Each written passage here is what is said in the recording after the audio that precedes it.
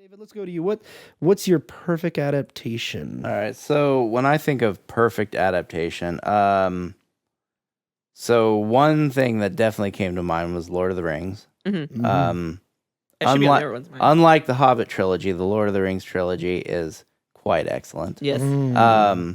But one that came to my mind just now while you guys were talking, and I haven't thought about it in years, but it really is a perfect adaptation, is Blade Runner. Yeah. Ooh, okay. Electric Dreams. So the Blade Runner is Electric a Sheep. movie based on a novel by Philip K. Dick called Do Androids Dream of Electric Sheep? Which obviously they had to change the name for the movie adaptation because, no one's going to go to see a movie called Do Androids Dream of Electric Sheep. That sounds stupid. I'm not going to go see Stupid. that. Was there a Twilight Zone episode called that? Or am I thinking of something else? No, I don't think so. You're probably thinking of something You're else. thinking of the Ray Bradbury one. The one called You're that had the word Android in it. You're thinking of the Ray Bradbury one. Okay. I thought for sure, though. No, it's not. It's not a Twilight Zone episode. But yeah, so Do Androids Dream of Electric Sheep is great novel.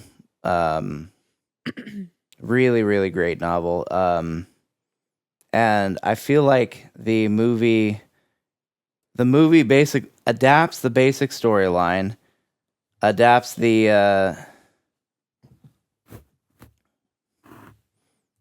the characters, but it changes the direction of how the story flows. Yeah. In some in subtle ways, some more drastic ways. Like the location is like the general location that the story takes place in totally different because you have Blade Runner, which is confined to, what do they call the city? Neo Tokyo or something? Yeah, I don't remember. I've only seen the original movie once. I think it's Neo Tokyo. No, it's in LA, right? Akira. I think it's in LA. No. Like, It's it's a fictional city. It's a fictional city. Gotcha. I can't remember.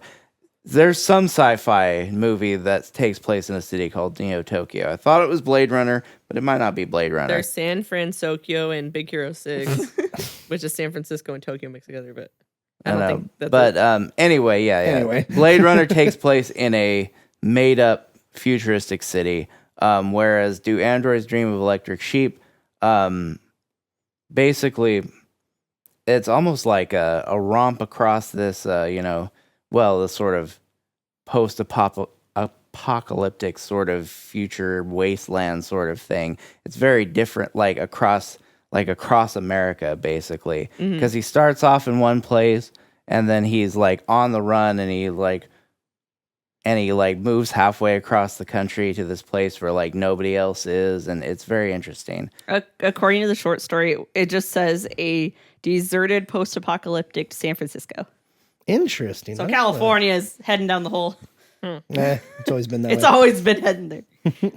But yeah, so the locale is a big difference, but then there's also just subtle differences of how the story plays out. But the basic story is the same.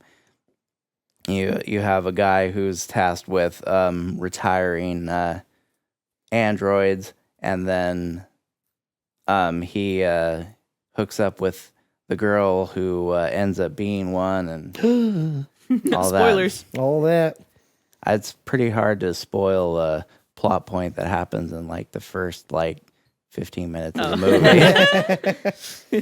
Yeah, it's I think that's a good pick. It's a classic. Now you're talking about the original cut or the final cut of the film, in the terms of adaptation. Well, okay, so yeah, because that the is dream sequences didn't get introduced until I believe the director's cut or whatever the second cut was, and then the final cut they kept those in as well. No. So the I'm just talking actually, about I don't know yeah. about the dream sequences. Oh, now okay. that I think Yeah. about it, I was gonna say something, and I was like, wait a second, I don't actually remember. Now you're making him think. The one thing I do remember, the final cut is is the superior version. Yeah. Oh yeah. Now I would say any of the versions are great and worth watching, but specifically the theatrical version really whiffs it at the end. Yeah. So Whiffs in like in spoiler alert Spoiler for this alert. really old movie. So basically, what's his face? Ridley Scott.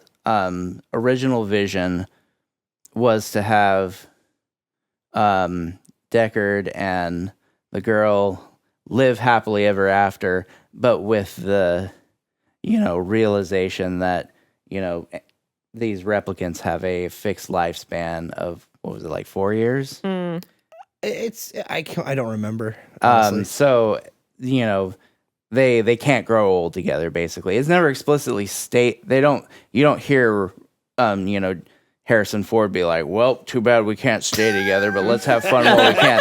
But it's implicit in what you understand from how the replicants work, that even though they just, go off together and live their life, it's going to come, their happiness is going to be cut short at one point. So it's kind of a bittersweet ending. But that's how Ridley Scott made the movie, and the studios were like, "Hell no! Come on, man! Hell no!" We don't know They're what like, happy ending. "Yeah." So Wait, they didn't want a happy ending? Yeah, I was gonna say no, they saw what he made, okay. and they said, "Hell no to Hell that." no. Okay. To that, and Interesting. essentially they recut the ending and had Harrison Ford narrate that's right. voiceover that explained that she was a special replicant Oh who my god. didn't have the inbuilt lifespan restriction, What? because it's for those of you who don't know, it is explicitly stated in the movie that the limited lifespan that the replicants have is a design feature. The main antagonist, his whole quest is to try and track down the creator of his creator to try and cure him. Yeah. But he finds out that even though it was done on purpose, it's all that stuff is basically encoded in the very core of his being, and there's no way to change it. Except for the lady that he But because the chick, I can't remember her name, but the chick, was she played? I can't even remember the actor's main name chick? now. The main yeah, chick? the main chick. I think she was played by Daryl Hannah, right? I don't remember, man. But yeah, I'm looking it up now.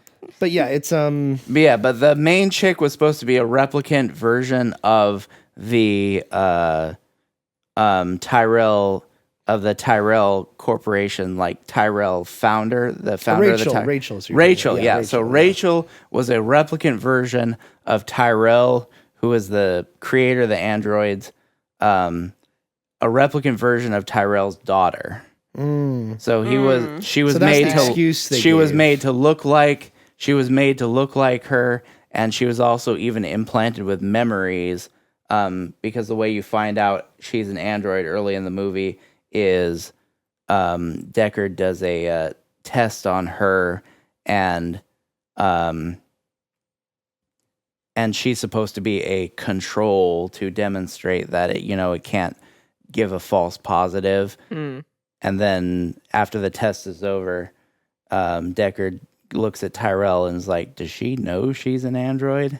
So part of the movie is her coming to terms with the fact that she's an android. Yeah, Okay. I remember something about that. I've seen the movie like once for film class because we had to watch it. Yeah, so she has false memories. So she, for most of her existence, actually thought she was a person. That would suck. Then Because then you only have like 4 years to live, and you think you got the whole rest of your life to live. Yep. So that made the ending even more bittersweet. Yeah. So yeah, the studio forcibly changed the ending where you had this sort of narration by Harrison Ford that said, "No, Rachel was a special android Oh my that God.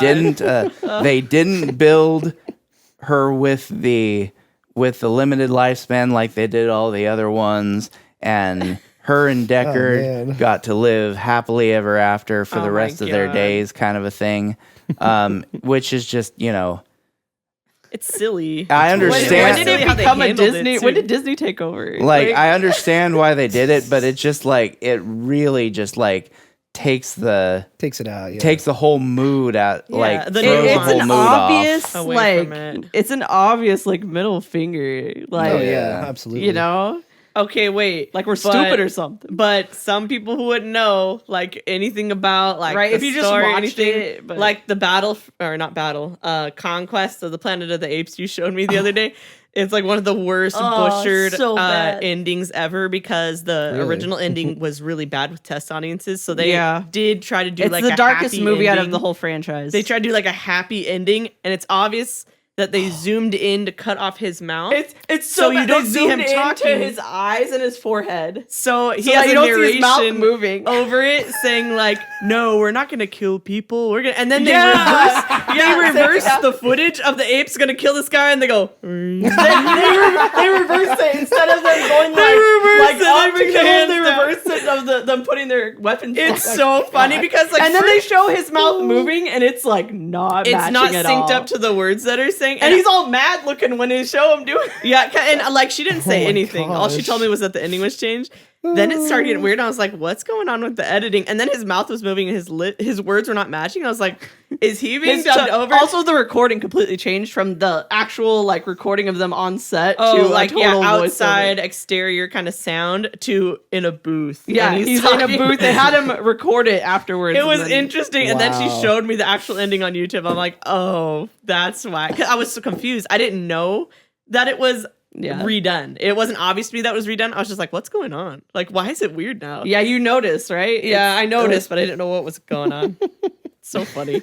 Yeah, same you know thing what? The happened. lady who plays Rachel, her name looks like it's pronounced Sean, but it's Sean. I'm sure it's Sheen Young. I think. Oh, it is Sean Young. It's Sean, Young. Young. Okay. Yeah. I don't know why I thought it was Why is Daryl it Sean Hannah. Young? Oh, you know why I thought it Why'd was you name your Daryl kid Hannah? Sean? Is because it's a girl with a guy's first name. That's Oh. why. Daryl. She also Daryl. played Chani in the original Dune. I did How not do you know mix that. up Blade Yeah. Runner and Splash? You know what the latest movie she's done? It's called Ape X Mecha Ape New World Order. Whoa, that sounds How old is this woman? Because Because if it was Blade Runner and she was young, Well, Blade Runner was 1982. 85. It was so 85. she's still Or no, acting? 84, 82. It's an It was older early one. 82, 80s. It was 82. the early 80s. Yeah, I don't know how old she is. It's only a couple years after. She's got to Abe. be someone's like relative in that movie. she's We like need the an biggest- old woman she's probably Giving the biggest name advice or actor. something. Or like, hurry, grandma, let's get out of Hurry, here. grandma! The giant mecha apes attacking. Yeah. She's the old lady.